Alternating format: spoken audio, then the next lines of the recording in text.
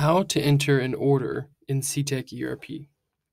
This video is meant as an overview. There are plenty of features within the ERP as it relates to orders that we won't cover today, but be sure to watch our other how-to videos in order to dive into those details.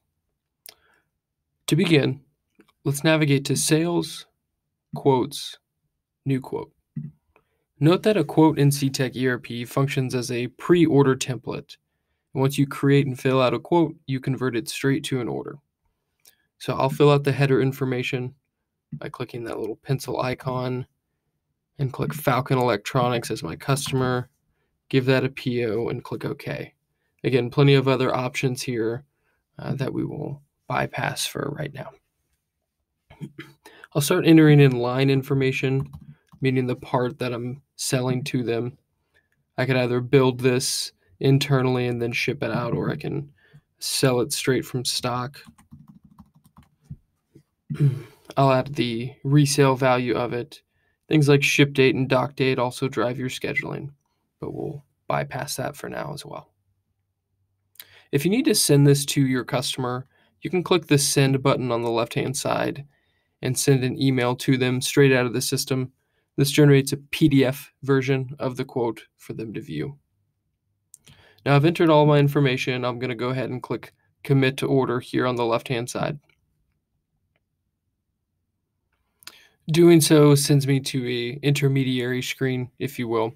It allows me to review the quote before I commit it to an order, but I'll go ahead and do that now. I'll click Commit to Order.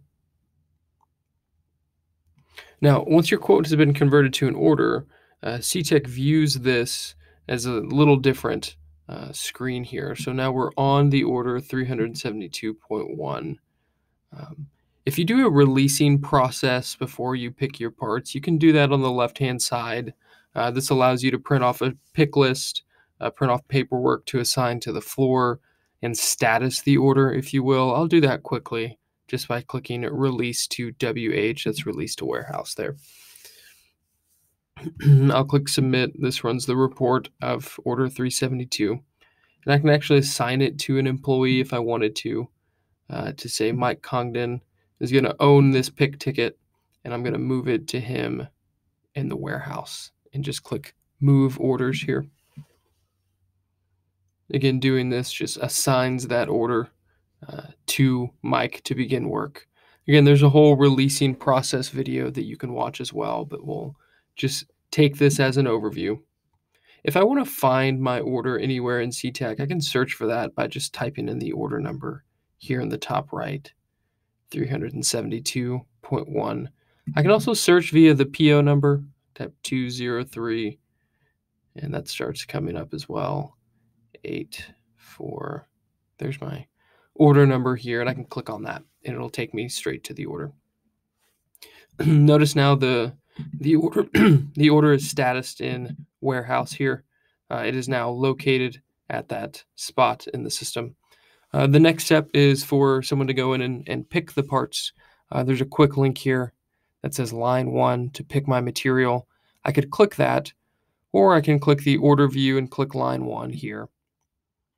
And then on the left-hand side, I'll click Pick Parts.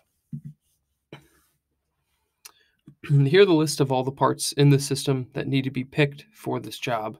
I can see that part 1, I need 55 of those, so I'll just pick 55 from this bin, 2 from this bin, and then let's go 3, 4, and 5.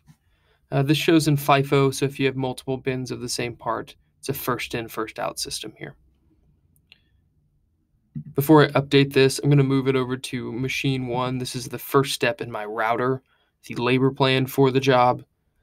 Again, be sure to watch our video to cover how to create labor plans and routers to model your shop floor. But I'm going to send that over to machine number 1. If I were to go back to my overview and look at the status of the job, notice now it's in machine number 1, and my parts have been picked. That line is crossed out as complete, right? I'm going to go back to the work order view and click line 1. Now think of the work order view as like the shop floor view, where my employees will log in and start and stop time on a job, where they can click Start Work, and start work here. And what this does is it tracks time in real time. This way we get good labor cost, good overhead cost of this job. Now this is going in real time, so when I click stop work, a certain amount of time will be allocated to this job. So I'll click stop work here. That wasn't very long, maybe a couple seconds or so, zero point 0.3 minutes. I could also, if I wanted to, click start work and then add bulk of hours at once. Let's say I worked an hour and 30 minutes on this. I can even put a number of pieces I worked as well if I'd like to. Now I could sign it over again to machine number 2 and do this process all over again. If I really wanted to, I can go through an inspection process and assign that over as well. Again, plenty of features for inspections, for adding serials. I can dekit my parts if one of them was faulty, but we're going to move through that for now. So I've picked my parts, I've worked on my job, I've added time to my job, and now I'm going to be completed with it. So I can move it over to a shipping stage once this is done, and then I'll click invoice and ship. Now, doing so, I can tell the system that I'm ready to ship out one of these pieces. I'll click update here. What this does is it confirms a packing slip for me to print out and a packing label with that quantity that I'm shipping out. Here it gives me the list of 5 parts that I picked and how many of them. This is how many are going to be relieved from my inventory. Cetec integrates with FedEx and UPS and other major carriers, so I've got some shipping information that I can add in here, adding packages. Be sure to watch our ship engine video to cover that as well. I'd add all that in, I'd add my packages, I'd create my labels, even calculate a freight charge and a freight cost. And when I'm ready to ship this out and close the order, I'll click Create Invoice. Creating an invoice in Cetec both closes the order and generates AR for this customer. Here, your accounting team will pick this up and take payment from the customer, process this invoice, and close it out.